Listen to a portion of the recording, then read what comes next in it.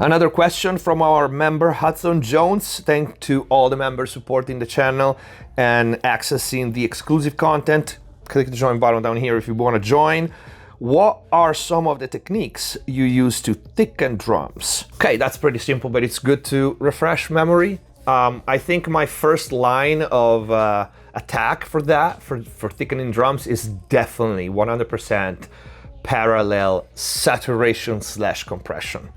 And they are always together, these two processing, and I pretty much do it on hip-hop, trap, or pop, or real acoustic, or from a module like Superior Drummer 3 for rock and metal and all the other genres. 90% of the time I have a parallel channel for kick with pretty dark and heavy and raw saturation. I like the Chandler Zener limiter in THD mode for kicks.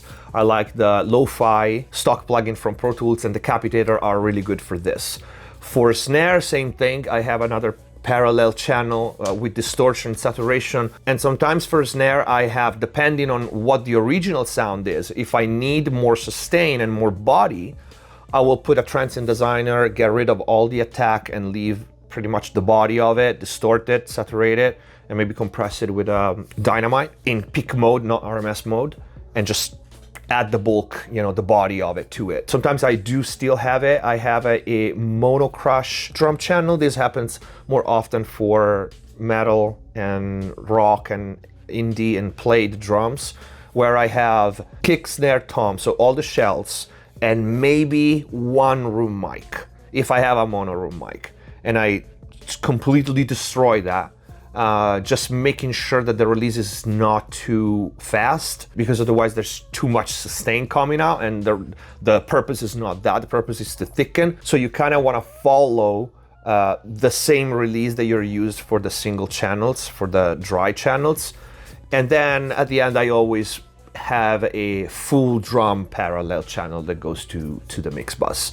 And that one, it can be, before we continue, if you enjoy the videos, please subscribe and hit the notification button. And if you really want to learn how to mix and master professionally, click the join button down here, become a MixBus TV member, access the already big and always growing library of full mixing courses, start to finish, mastering courses on many different genres, and a lot more. If you like the video, you want to support the channel, either grab some merch or use the super thanks down here. Let's go back to the video.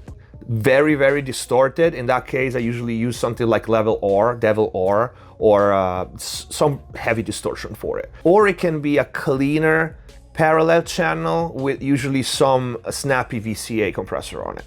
And this is what I can think off the top of my head. I hope you answered the question. If you guys have more questions for the Q&A, leave it in the comments down below, subscribe. If you haven't already, thank you for watching. See you next time. Hands on my neck, hands get my throat.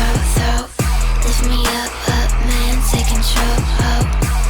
Heart is so gone, my type. Don't you know I fall for the bad type?